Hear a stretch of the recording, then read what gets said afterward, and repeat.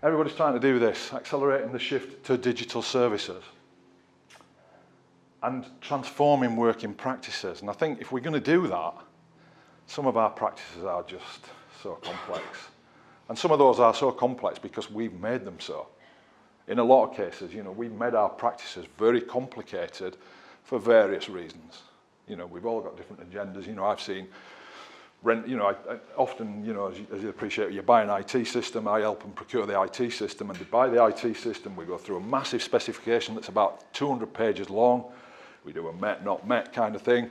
They get the IT system in and they start trying to change it. Bonkers. You know, it's kind of like you kind of got to accept that, but more and more now, people are wanting to bespoke things. So the things are coming in like Microsoft Dynamics, where we can actually design things, SAP, for example. But again, there's a lot of work spent in looking at those processes on those kind of technologies. And you can spend a load of money trying to align your working practices to the way you want them. I mean, sometimes what people are saying is, I wonder if we can shove all our complexity into a technological solution. And I kind of be saying, well, make it simpler and put it into your technological solution. You know, simplicity is one of the hardest things to design. But that's where you've really got to try and go, because otherwise, when you start, as you'll see later on down the web portal route, it's going to be very, very difficult. Very, very difficult. But people are saying we want our new customer service strategy to be online, generally speaking. But the difficulty sometimes strategically with that, and I've got a couple of cases here where they've worked out the mythical saving, and we'll show you some numbers later on, and to me, they don't really mean much, to be fair. And then taken out the efficiency up front. And the online transaction has not come through as optimistically as they expected it would be. In some cases, I've seen it where people have said, we'll have all our services online, 80% of our services online by 2018-19. And possibly sometimes those people don't know what their current online offer is. Can't even calculate the first online offer.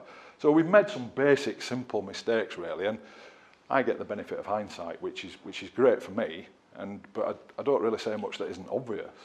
You know, it's kind of, you've overestimated this, and when you overestimate it, and you take the efficiencies out as a result, and you take them out up front, you're probably going to be in a bit of bother.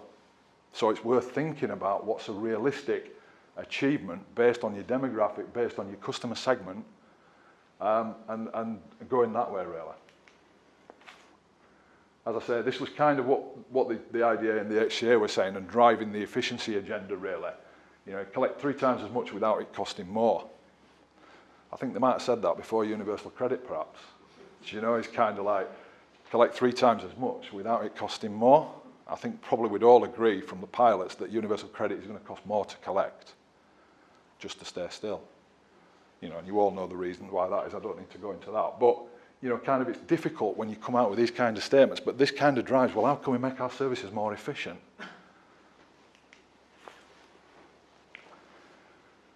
There we go. Now almost 97% are saying they're relying on technology to create efficiencies.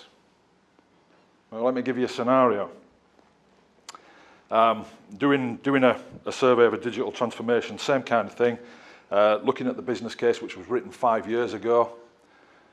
By 2014, by 2017, we'll have 50% people online. They've got 6% online, and you know, I'm not singling this association out, I'm just giving it as an example. So 6% online, taking out the efficiencies up front, so the call centre, because that's where we've taken the efficiencies out of the call centre, is in some difficulty, because those online transactions have not come through.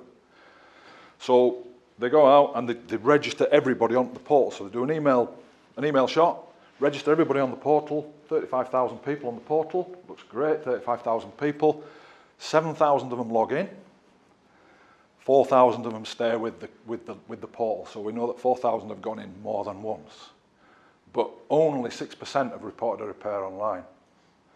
So when you start to dissect that and you look at why that might be, you know, and I speak to some tenants, spoke to about 10 or 12 tenants, one of them said, yeah, he said, it was great, I got this letter, I got my password, put my password into the portal, didn't work. Okay, what did you do then? What did he do then? He rang the customer service centre. So the customer service centre, which had been reduced for all these online efficiencies, actually, we were getting more calls because people were saying, my password don't work. So they sent him another password. Password went out to him. That didn't work either. So what did he do? He gave up. He gave up. So what that tells you is that if you're going with an online offer, it's got to be good. It's got to be spot on. It's got to do the business. How many times does Amazon fail? People that use Amazon. Very, very, very rarely. Very rarely. It might have the odd blitz when you've changed your card or something like that, and it, but even then, it's pretty good. So I'm not saying we need to compare with Amazon, but the ethos is, if it's going to work, it's got to do the business. It's got to be good. And in a lot of cases, I've got to say, the portals don't do that. Don't do that for me. And that's because, by and large, a lot of people have gone with the housing management vendors. Makes sense, because that's where your data's going. But the portals are a bit basic for me. So that's kind of that. Here's these numbers then. They're numbers, aren't they? Do you know what I mean? They are, they're numbers. And the numbers we all used to trot out around our digital transformation. Someone had done this bit of research, I think PwC. I'm not criticising PwC, but they kind of said an online transaction is 8 pence. Right, okay. Kind of channel shift achieved, you'll kind of get this. What we can tell you from the work that we've done is if you get a 10% channel shift, and these are actual figures that we've got from clients we've worked with, you'll probably get an 18% reduction in calls to the centre, but you need a 10% channel shift. Roughly, that's where we are. Those are solid figures. They're not kind of, I'm sure there was some research done around these, but when you're basing your efficiencies on a mythical 8p against, what is it, what's the online?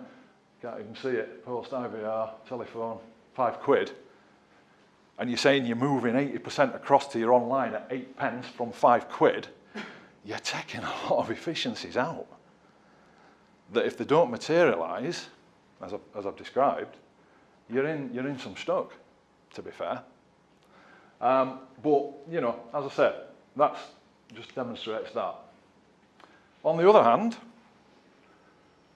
you get the Halton approach, which is basically, they're saying that everybody had levels of access, 76 had access to the internet, with a further 12% having access in another form.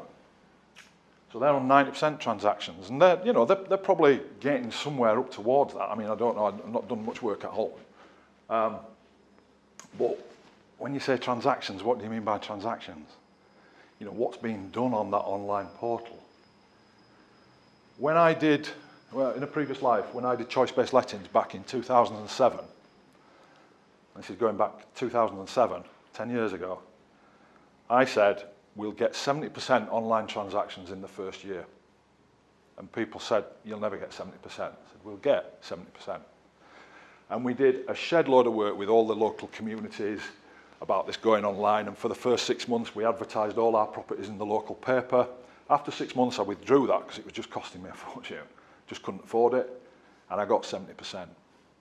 And the reason I got 70% is because they wanted it more than we did. It was of more value to them than it was to us. And in that scenario, you can probably push online. If it's of more value to you than it is to them, i.e. pay your universal credit, it's more difficult. I'm not saying it's not impossible, but it's more difficult. So you there's a thing called, and it's not on this slide, but there's a thing called the value irritation matrix. And if you look at what's of value to us that's an irritation to customers, then you can decide the route you go for that. So the one I always use when I go out and see people is online rent balances. Put your hands up if you've ever rung, well, not ever, but just lately, rang your bank for your online account balance. A few. Okay, 3. Cool. But normally, everybody would come in through their online banking app and just get it that way. And yet, this team, this association that I was working at, were answering 5,000 calls of these a month. Can you tell me what rent balance is? Now, I would come along and I would say, well, my job's to try and get them to think the unthinkable. Just say you're not doing it. Just put it online. But you guys have got to manage that then. because you've got to manage the disequality of the issue in that, some people may not have the means, but back then, in 2007, people were able to go in through relatives and friends. I'm not saying we just put it online and said, here, it's online, here's the property's bid. We did a lot of work around saying this is what was going to happen and teeing it up and saying to people, you get your relatives and friends to bid. You've got a unique identifier, your relatives and friends will have that, and you can bid through that process. We can do automatic bidding as well. So there were lots of different channels that we put in, and we put in a whole holistic system that had more than one access route. So we were using SMS as well, we were using texting. But, that's how we got it up to 70. But we thought of the whole thing, I'd like to think, rather than just one thing, because you've got to accommodate for the different need that we've got as our customer base. Otherwise, you're going to struggle, I think, to get that through.